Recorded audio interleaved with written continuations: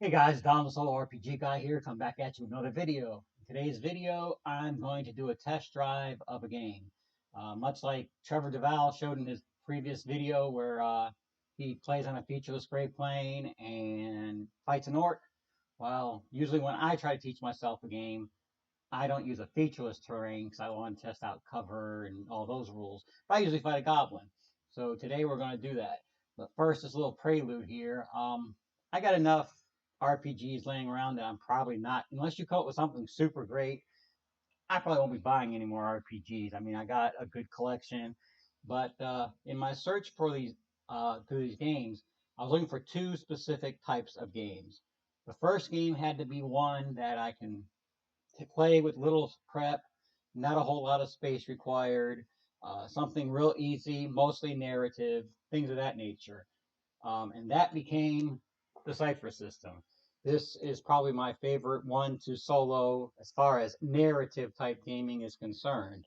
Um, I did an interview with the guys from the Cipher Unlimited crew. I'll put a link down below if you haven't already watched that video. Like I said, I'll put the link down below. The second type of game I was looking for, having played outside the military base of Camp Lejeune, being a former Marine myself, um, I was looking for something highly tactical. This is like the opposite end of the spectrum. Something that would require a little prep time because I want to move my figures around on the board, sort of like a miniature war game kind of thing. So I was sitting there thinking, okay, I want a game that has some tactics, some skills that, where it's not just two dudes coming up and beating each other over the head with a sword and whoever does the most damage first wins. I wanted something with a little bit more than just that. In my search, the best game I've come across so far, at least while reading it, is Earthdawn. This game came out, I don't know when it came out. It's an older game, at least the first edition. This is the fourth edition. First edition came out way back when. Um, kind of got stuck under the shadows of D&D. And then the company that created this game, they came out with BattleTech. That wound up being their huge hit. So this game kind of flew under the radar. So in this video, I'll be playing this game. I've already test driven it with one guy fighting one guy, but today I'm going to put a little dungeon scenario, and we're going to have four guys, four dudes, your standard type party, go into a dungeon and go through a little scenario using these rules. First things first, this is not a game out of the box solo. You will need some type of emulator. Number two, I wouldn't recommend this game for someone who's new to either solo or RPGs in general. As you can see, it's pretty thick. It's got some meat on the bones. And this is just the player's guide. The game master's guide is just as thick. And then there's a third book called The Companion, and it's also just as thick. Now, it isn't that it's got a lot of junky rules there for the sake of having rules. Everything does mesh together, and once you understand the core mechanic of how the game is played, that part is easy. Now the magic system, very in depth. I'm not going to go too deep into the magic system. In fact, in our little scenario here, we're going to keep the magic system as easy as possible because that right there could be a 3 hour long video. So we're going to give this thing a test drive and see how it is. um, have any questions, feel free to put them down below. Um, Before you put your questions, though, check out a YouTuber called EasyGurps. And I'll put a link down below for him. He does some solo playthroughs of Earthdawn. In fact, he made a couple of pamphlet adventures, and he shows you him going playing those pamphlet adventures. He also does basic fantasy and GURPS, and he does solo play, hex crawl, things of that nature with those games. So if that's something that interests you, go check him out. And as far as Earthdawn, there's a couple of guys that do a podcast once a week. They're in the like 170 some odd episodes, and they've been doing an episode a week, and they haven't really touched the same subject twice. So that will tell you how in depth this game is, both rules wise and lore wise. There is a lot of setting material in here, which is also why the book's kind of thick. But yeah, we're going to sit down and we're going to give this game a shot. All right, let's go. Before we begin, let me give you a quick class on how this game system works. In front of you, you see this chart. It's called the Step Action Dice Table. pretty much everything boils down to this table. Let's take combat, for example. We got a dwarf warrior here who has a dexterity of 13, which gives him a step value of 6 for all dexterity-based items. He also has melee weapons of 3. Yes, and in this game, dexterity is your main thing to determine to hit. Strength determines damage. So he has a step 6 dexterity, and he has rank 3 in melee weapons. So he is considered a step 9 for attack purposes. He would roll a d8 plus a d6 versus the opponent's physical defense. Physical defense is nothing more than this game's version of armor class. So it's that simple. You just roll your dice, try to hit the appropriate defense. 3 defenses. They have physical defense, mystic defense, and in some cases, your abilities will attack a social defense. The same thing works for skills. Let's take a hypothetical thief. Let's say he's got a dexterity value, step 6, and he also has rank 3 in moving silently. So he would roll step 9, d8 and a d6. And whatever he rolls, whatever that number he gets, that is the target number for somebody to spot him or hear him moving silently. So let's say there's a very alert guard that has an attribute value of step 7 and the appropriate listing skill of 4. That means he would roll a step 11, d10 plus d8, and he would try to hit that thief's move silently number. Now, also in this game, all dice explode. So if you roll the highest, you add it up, you roll it again, and you add all that mess up to get you a big number. That's the way it works as far as this game system is concerned. Another thing you need to know about combat, and this also applies to some skills and whatnot, that you get a bonus that whenever you roll 5 or more, higher than your target number. So let's say you're attacking somebody who has a physical defense of 10 and you rolled a 20. Well, you not only hit, but you succeeded by 10 points. 10 divided by 2 is 5. You would get 2 extra successes. And depending on what you're doing, those extra successes would convert to something. In combat, it results in a +2 damage step per success. So again, 2 successes, that'd be +4 damage. Going back to our dwarf here, he has a strength rating of 14, which is also step 6. And he's armed with a weapon that does strength or step 4. So he would roll a step 10 damage. In this case, 2d8. And then that number would be the opponent's physical defense or physical armor would be subtracted, and then whatever's left is the amount of damage that particular person would take. It sounds complicated. Hope I explained it well. But yeah, once you get a hang of it, it's easy. Same's true for magic. If you roll additional successes, things happen, but we're not going to get too in-depth into the magic system. Same's true for skills, and that may come into play during our game. All right, let's move on. All right, just a quick intro to our heroes. Here we have Loraden Greentree. He is a scout, and as you can see, he loves his bow. That's his primary weapon. Missile weapons. His talents include the scout weaving, tracking, wilderness survival, navigation, and missile weapons. When the party needs to get somewhere, he's the one in charge of getting them there. That's his job. He's the navigator. He's the scout. He's the guy that gets them from point A to point B.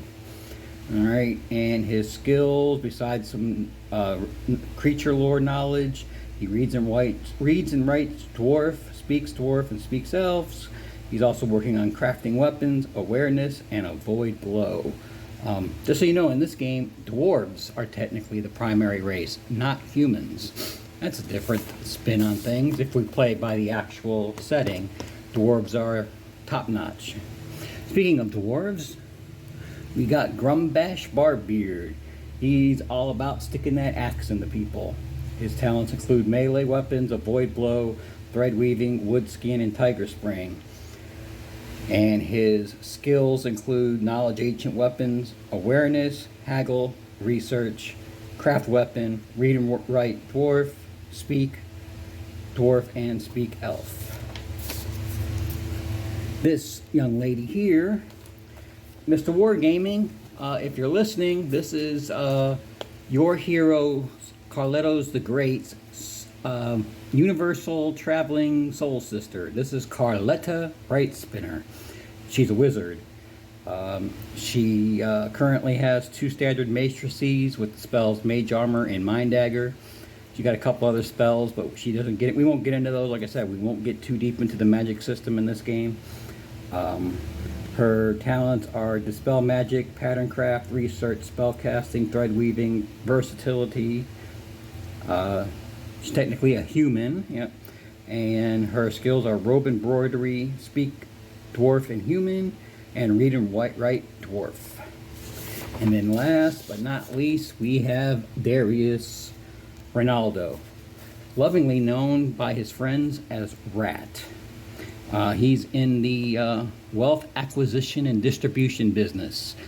Basically, he steals from everybody and keeps to himself. He is a versatile thief. He got the versatility, danger sense, melee weapons, lock picking, stealthy stride, picking pockets, thread weaving, and awareness. His skills, besides the speaking and dwarf and human, unarmed, surprise strike, ranged, and he cooks. Alright, there's our party. Alright, our party is coming down this hallway and they turn the corner and find this storeroom. However, before they have a chance to investigate the storeroom, these 4 goblins come around the corner. Keen-eyed viewers will recognize the tiles from the Legend of Drizzt board game, and that's where the little goblin miniatures come from. And then the storage room stuff is from Mantic. And then some of this is Piazzo, some of this is WizKids, and I forgot where I got this guy from, but he's one of the first models I ever painted. Don't judge me for my paint job. I'm a player, not a painter. Alright, well, the first thing we gotta do is determine the initiatives. Goblins are on the D8, so these 3 are melee, the cutters, and then we got 1 archer.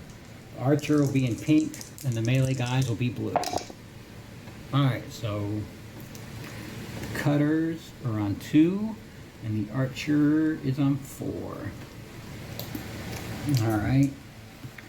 And then we go through our party list here. Darius, he's pretty quick. He gets a D10. Alright, 9. That's pretty good. Next up is Carletta, who's on a D8. Carletta goes on 6. Next up is Raiden. He's a D10.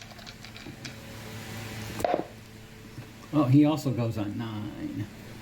That's pretty good. And then last but not least, Grumbash. Grumbash, though, is only on a D8. Oh, he explodes. 8. And 6 is 14. Grumbash. You go, boy. Grumbash is on the uptake. Sorry about that. Mom just came home from a church function. Alright, we determined the initiative. Alright, first up is Grumbash. Grumbash has a movement of 10 yards, which is 5 squares. He doesn't want to double move. He is going to go 1, 2, 3, 4, 5. He's going to block off this area and hopefully narrow down how many people can attack him at once. So we're going to look at our combat options and see that he can take a defensive stance. Doesn't cost him any strain, which is hit points, but you get a +3 to physical defense and mental defense, but a -3 to all other tests except for knockdown. So he will just move up and take an aggressive stance. So Grumbash, -1 hit point, but he is in a defensive stance. Alright, next up is Darius. Now Darius, he does not like to be in melee at all. So he is going to sneak around. 1, 2, 3, 4, 5. He's going to work his way around and hopefully backstab somebody. At least that's the plan. Loraden. Loraden is... he can't shoot. Poor Grumbash is in the way. So what he is going to do is... what is his movement? I know he's pretty quick. He is quick on the draw. Movement rate of 14, 7 squares. So what he is going to try to do is move up here and climb. 1, 2, 3, 4, yeah. He's going to come up here and climb. Let me just double check climbing. See here on the climbing difficulty table, we're going to treat it as a tree because this is relatively easy. All you got to do is hop on a box. So we're going to treat it at difficulty 5. But he does not have climbing as a skill, or at least I don't think he does. No, he doesn't have climbing as a skill, so it's just a straight up dex test. So he has to make a dex test versus difficulty of 5. He does step 7, so D12. Oh, he does not make it. So he tried climbing up, was having problems. Alright. Raiden, you suck. Alright, next up is Carletta. Does Carletta want to throw a mind dagger at one of those goblins, or she wanted to protect the dwarf with a mage armor? You know what? She's going to go get somewhere where she can have a better line of sight to the goblins. She's going to look over that barrel there, use that barrel for or that box for cover, and she's going to shoot a mind dagger at the goblins, or at a goblin, I should say. She has a spell casting of... does she have a spell casting of? I believe it's spell casting, total is 8. 2 is skill, 6 for perception. So at step 8, it's 2d6.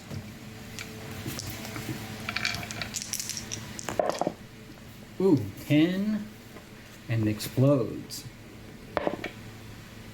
14 versus a mental defense of 8.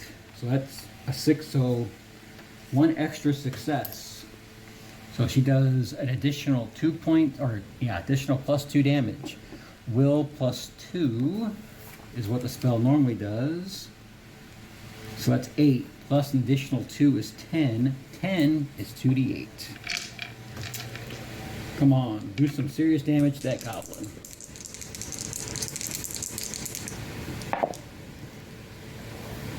Does 8 points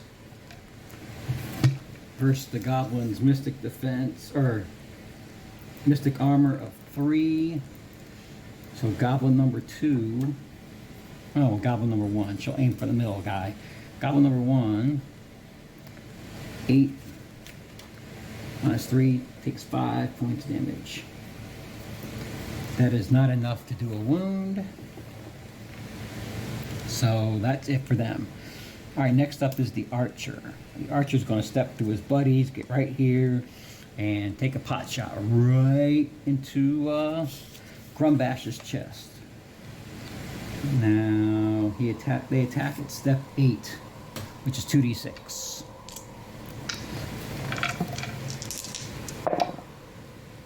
That's a 10. That is not enough to penetrate Grumbash's armor. Grumbash's armor is 11. 8 plus 3 because of the shield, and he is still in a defensive stance. So ping, he knocks it away with his shield. Psh, get away from me. Alright, now the cutters. Well, cutter number 3, cutter number 1, a little pissed off that everybody's attacking him, so he's going to go up and charge. And then these two are just going to go here. They can't get anywhere because the goblin's in the way. And then this goblin will attack Grumbash.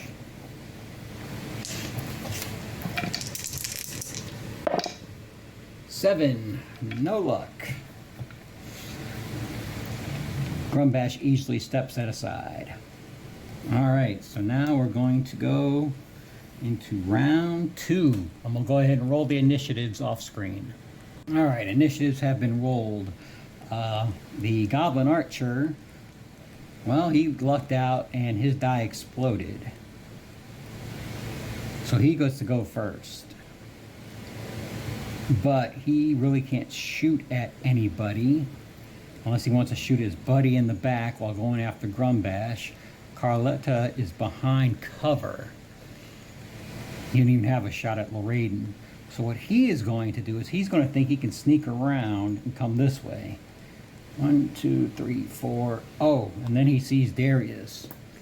Well, he decides, well, he can't get one of them, but he can shoot at Darius. And he attacks at... Alright, sorry about that. We had an interruption there. Where were we? Oh yeah, the Goblin was taking a pot shot at Darius. Goblins attack at step 8, which is 2d6. Against Darius' physical defense of 9. Oh, snap. Oh, that's 11. And 4 is 15. So not only does he hit, but he hits with an additional success, which means he'll do +2 steps in damage. Ouch.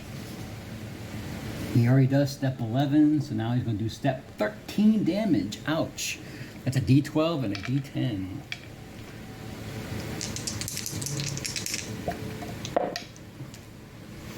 Alright, so luckily it's 7 minus Darius' armor of 4. So Darius takes 3 points of damage. Or does he? Darius, if I recall correctly... Oh, I guess I didn't give him a void blow. Oh, that's on his list of things to get. Yeah, he did not get a void blow. That would have been helpful. Matter of fact, I know somebody has a void blow. Well, we'll find out here sooner or later. Alright, so that was the Archer. Loraden. Loraden still...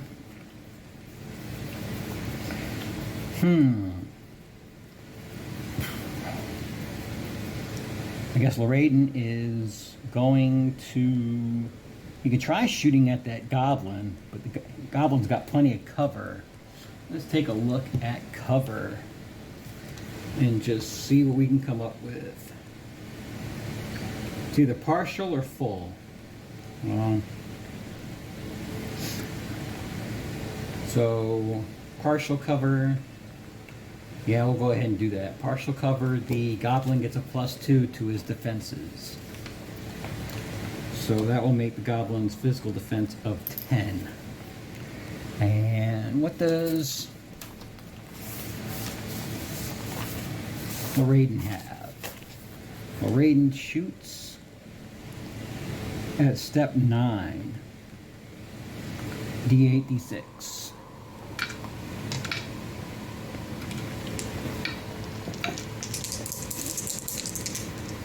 Boom! Ooh, snap. 10, and that 8 explodes.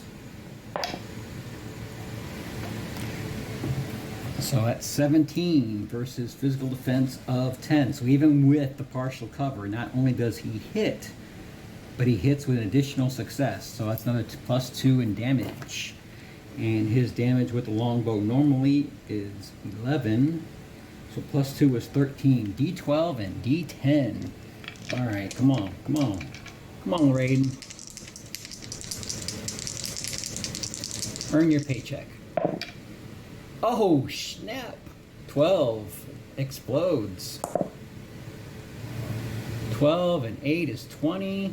Plus 8 more is 28 points of damage. Plow! Against his 28 minus... Oh, really? Really? You're not going to believe this, guys, but the Archer takes 23 points of damage. But he goes unconscious at 24, so he is literally a 1-hit point wonder. Dun, dun, dun. Good job, Loraden. All right, next up is Carletta. Okay, Carletta is going to Mind Dagger this one and then step back.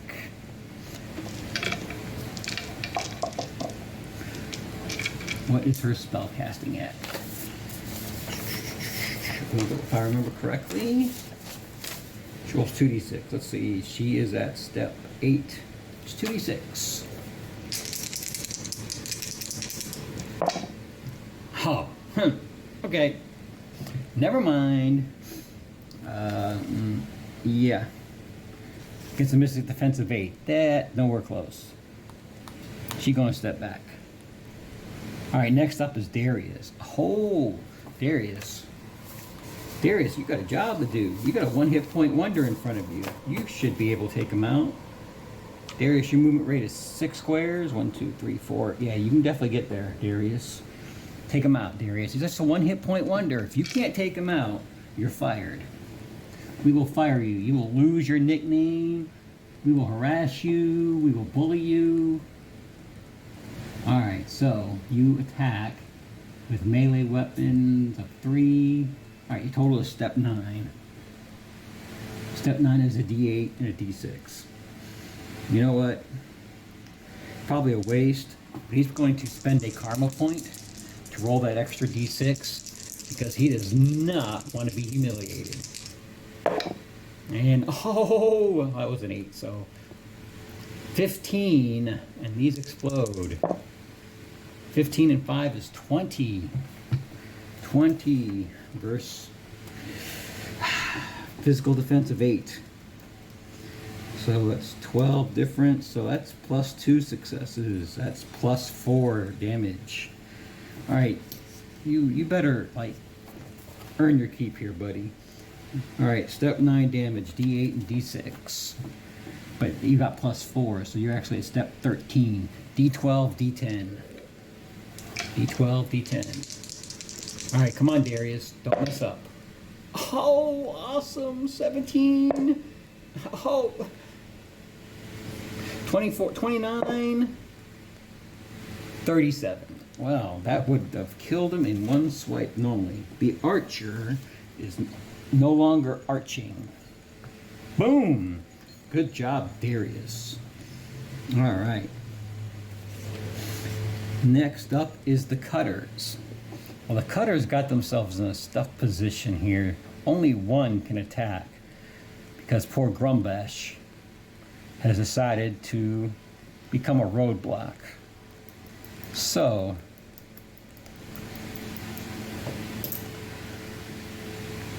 this one will attack Grumbash.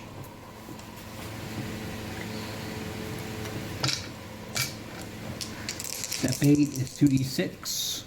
And Grumbash 11. Plus Grumbash still in that defensive position. He can just stand there and be a juggernaut.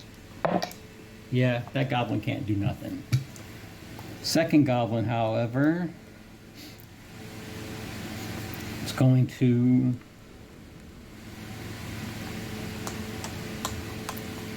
go uh-oh, and he's going to take a swing at Darius. Alright, so again 2d6 against Darius's physical defense of 9. Yep, that's a miss. Alright, and then goblin number 3. Well, goblin number 3 is getting mad that everybody else is having all the fun.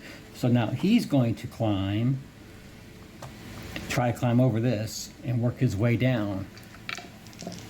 Again, let's see, the goblin does not have climbing as a skill. And what is the strength rating? They're little goblins, man, they suck. He's only a D8.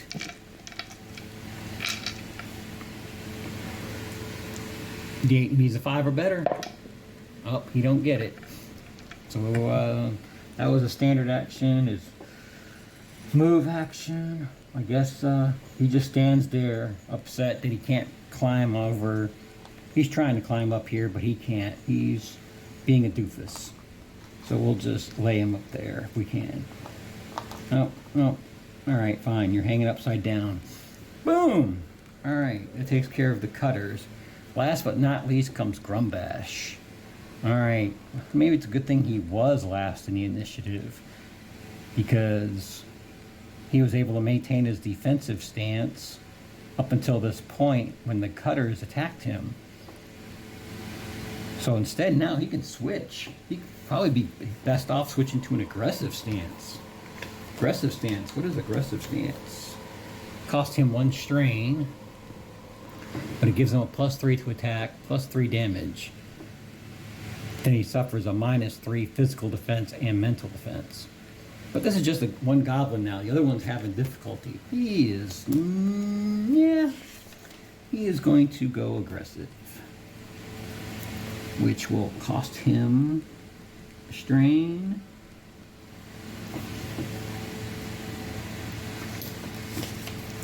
So what is he normally?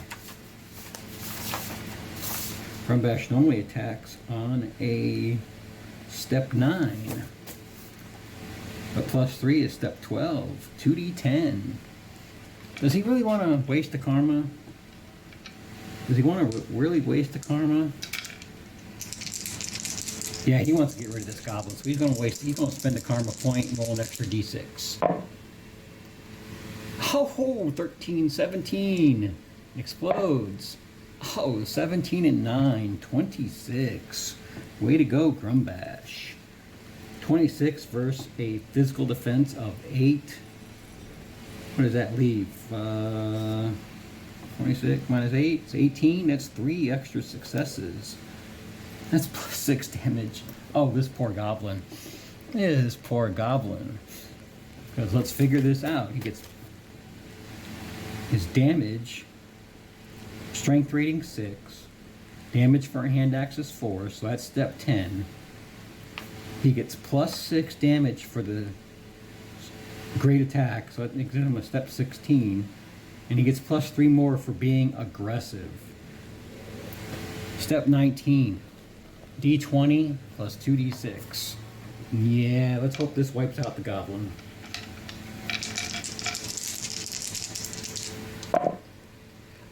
Ten, 14, 19. 19 minus the goblin's armor of 5 is 14 points of damage to goblin number 1, which already had 5 previously, so he's at 19. However, he only has a wound threshold of 8. So goblin number 1 is also wounded, which means from this point on, he will have a -1 to all his tasks. Boom, boom, boom. And that will end round 2. Alright. Hopefully our heroes will survive this. So far they have the upper hand. Grumbash has taken some strain damage. None of them have been hit. Okay, wait, Darius was hit for 3 hit points earlier. But they seem to have the advantage right now. Alright, I'm going to go ahead and do round 3's initiative off screen. Alright, round 3. First up is Darius. Darius is not liking the fact that this goblin is in front of him. He does not like ever being in melee, unless he's sneaking up behind you. So, he will attack the goblin that's in front of him. The goblin, he has melee weapons of 3. Yeah, he attacks at step 9. Step 9 is 2d6. Oh no, excuse me. Step 9 is d8, d6.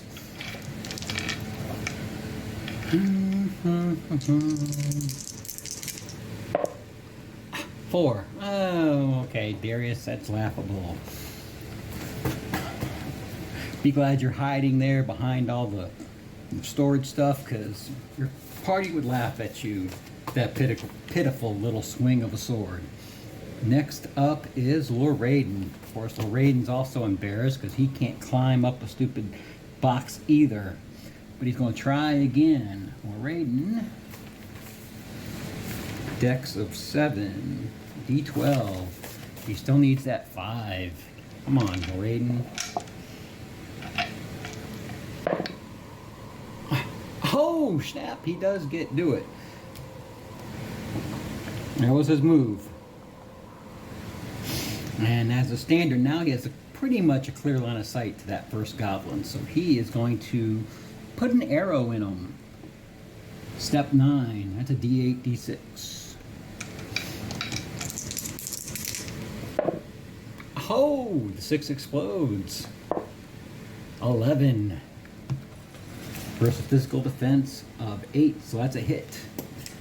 Damage. Longbow damage for him is step 11. D8, D10.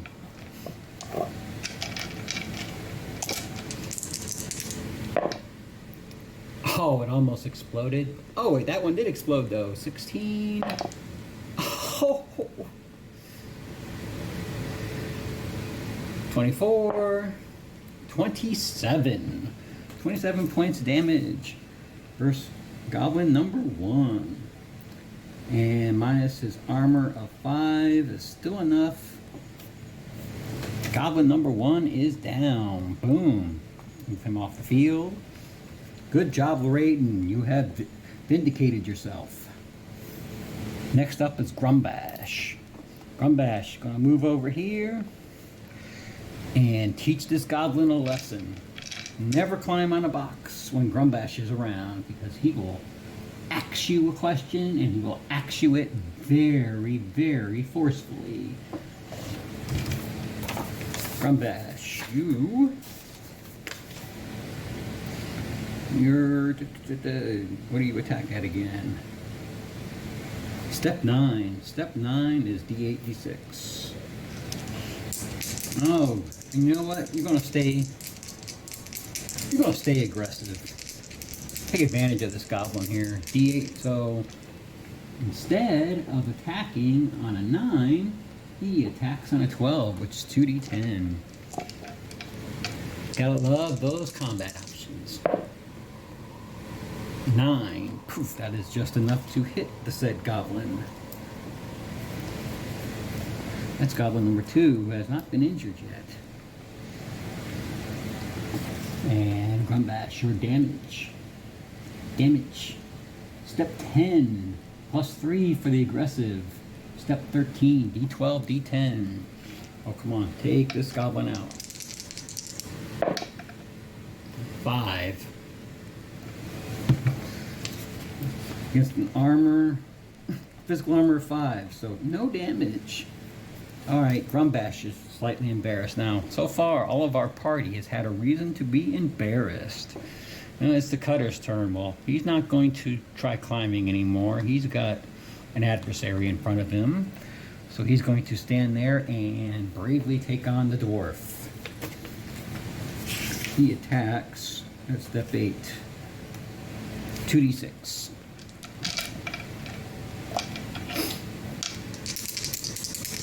Of course, Grumbash has that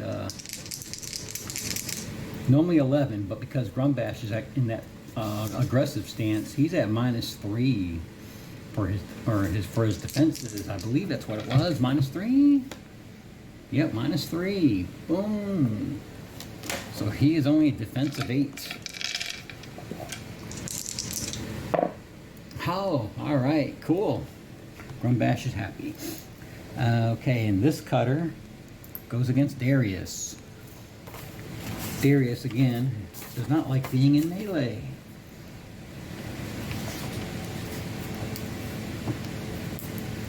Alright, so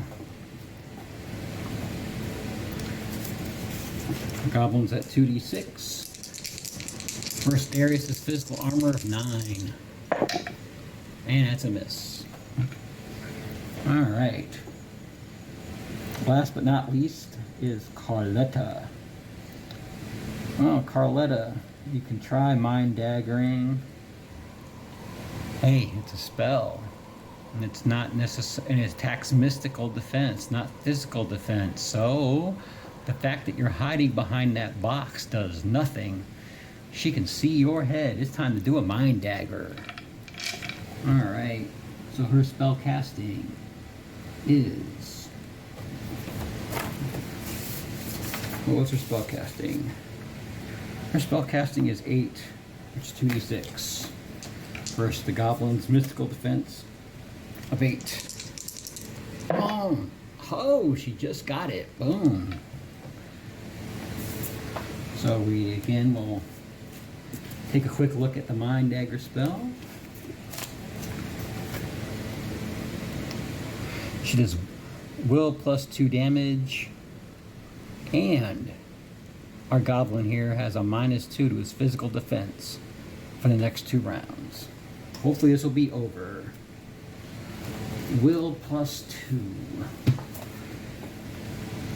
Carletta has a step 6, plus 2 is 8, 2d6 damage. 6. Minus his armor of 3. So he takes 3. Not much there, Carletta. But the goblin is also at a -2 physical defense, which will greatly help out Grumbash. Alright, and that will end round 3. Alright. Apparently 6s and 4s are all we can roll for initiatives. Darius and Grum are at 6. Loraden, Carletta, and the Cutters are all on 4. And then, like they said in this game, the PCs go first. Alright, Darius. Darius! We have no choice but to just swing at that guy. Step 9. Do you want to sink another karma in there? You did a good job when you took out the archer. Yeah, you know what? Spend another karma. We'll do that. Darius will spend a karma. Roll an extra d6. And he attacks on step 9, which is d8 and d6. Should he go aggressive? Should he really go? Should he go aggressive? Yeah, nah, we'll leave it right where it's at. He doesn't want to take that penalty to defense. Oh! Got ourselves an exploder. 10, 14, 15. 15 not only hits, but hits with an additional success. Alright, so your damage. Damage. It's 9 normally, plus 2 is 11, d8, d10.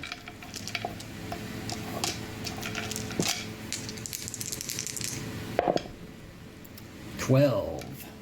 Minus your armor of 5. Goblin 2. You're taking 7 points of damage. That is almost, but not quite enough to do a wound. So no wound for you. Alright. Grumbash. You know what Grumbash is thinking? He needs to go back. Yeah, he's still aggressive. Yeah, he's going to stay aggressive. Come on, Grumbash. Get rid of this goblin. Do what you're here for.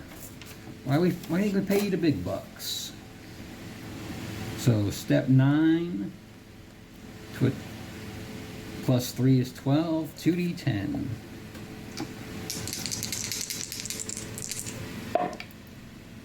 Nine, that is just enough to hit.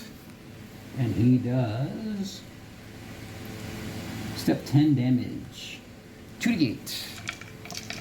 2d8s. Ho-ho! That explodes. Come on, be enough. Oh, that was a 5. We know that was a 5. So 15 and 5 is 20. Minus 5 for the armor is 15 on goblin number 3.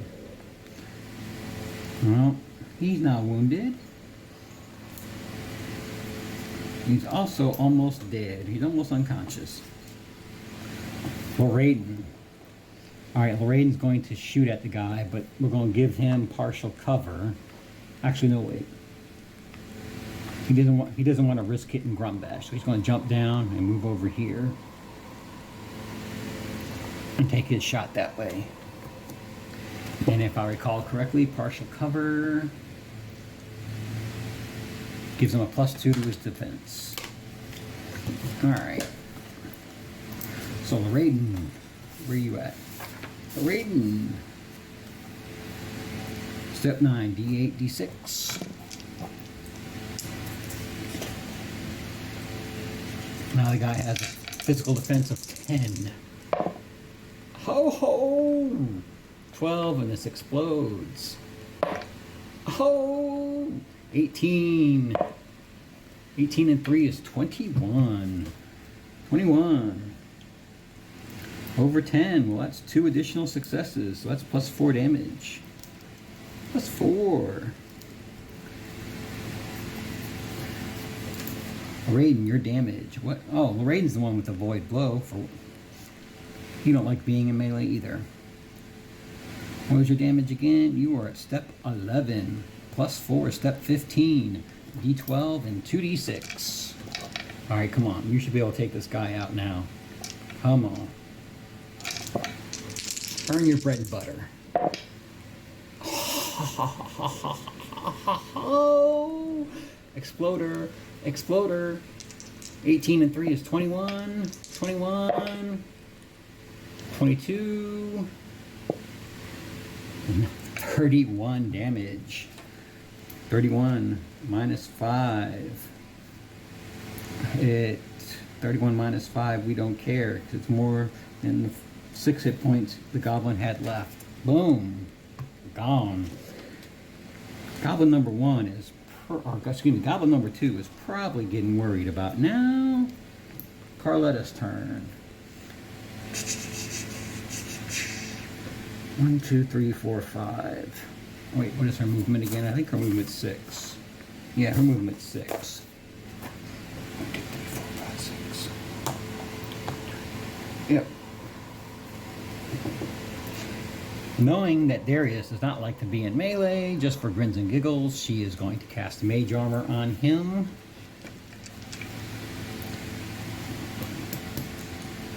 With her spell casting skill of 8. It's 2d6. She's targeting a friend. Darius don't mind. So she's automatically going to succeed. We're just seeing if there's any additional successes, although it probably won't matter at this point. 5. Well, it's a good thing that he lowered the defense, because I think that would have... Yeah, that wouldn't have hit him normally. Alright, so Darius has Mage Armor for 2 rounds.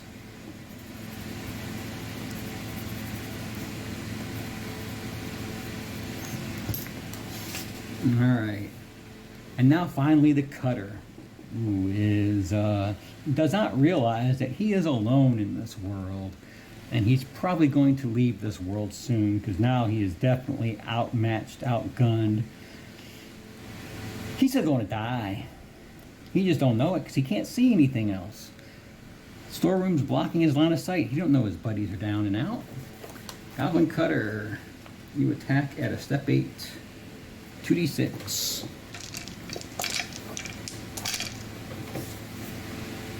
Darius has a physical defense of 9. Oh, you do hit. And roll damage. Damage. Step 12. 2d10.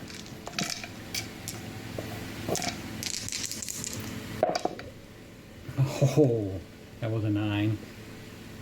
9 and 5 is 14. Alright, 14 minus his physical armor of 4.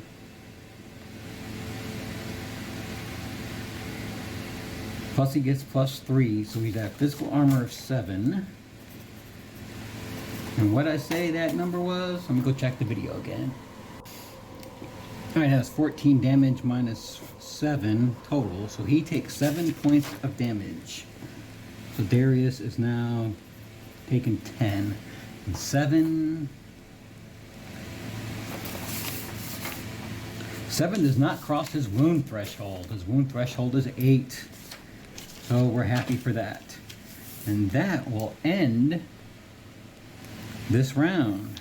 Hopefully this will be the last round. I'll go ahead this time and roll the initiatives out there. The Cutter is on 3.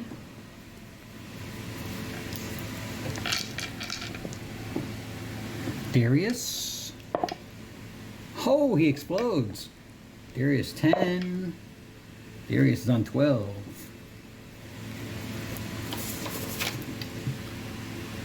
Grumbash. Grumbash, you're a little slow on the uptake there.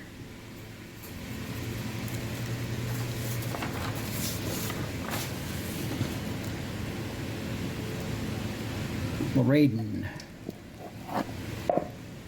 Loraden's on 9. And last but not least, Carletta, D8. 5. All right.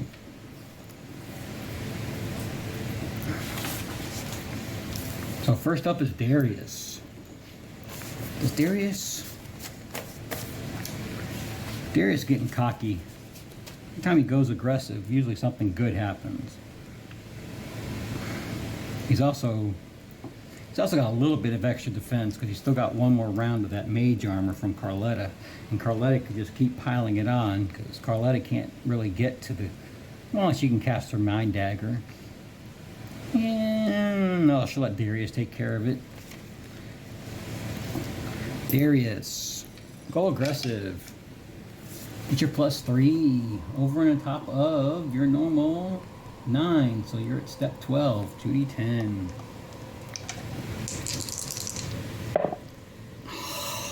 He explodes, 17.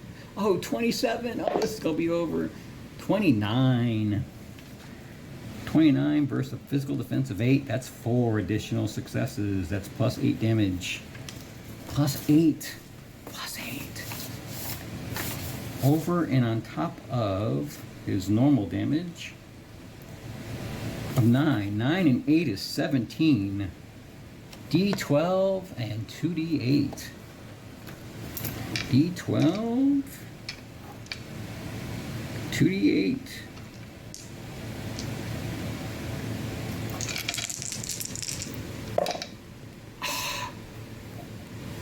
Look at that 8 explodes. So 8 and 10 is 18. 18 and 6 is 24. 24 minus the goblin's armor of 5 is 19 points of damage on goblin number 2. 19 brings him to 26 points of damage. Oh, I forgot. Oh, no, I don't know if that goblin had a wound on him or not, but it don't matter because he just left this world. Boom. So our party has successfully made it through this test fight. And then either using Mythic or the GMA cards or whatever, I will determine, you know, what would be in these crates and boxes and stuff. I haven't decided whether or not I'm going to skin the Ironsworn Delve mechanics over this, or if I'm going to use Perilous Worlds. I'm still fiddling around with that idea. If I use Perilous Wilds. I don't mean Perilous Worlds. Perilous Wilds. I was thinking about going through all of the tiles that are in the games. That I have Castle Ravenloft and Wrath of Ashardalon, as well as Legends of Dritz. I would go through and like the Dwarven statue, the vents, and whatever. Those would be the unique rooms or whatnot in the dungeon, and I can just reuse these tiles over and over again. But that's for a different day, a different story. But that is the test drive of the Earthdawn combat system. That is Earthdawn by Facet Games. I know I made a few mistakes, but hey, it was the first time actually running 4 characters and recording at the same time, and there were interruptions, so I guess it did all right, but hopefully you at least got the basics behind the game mechanics. And if you have any questions, pop them down below. I will put the appropriate links below for the podcast and EasyGurps' channel, so you can go watch those as well. Until then, my next video, happy gaming.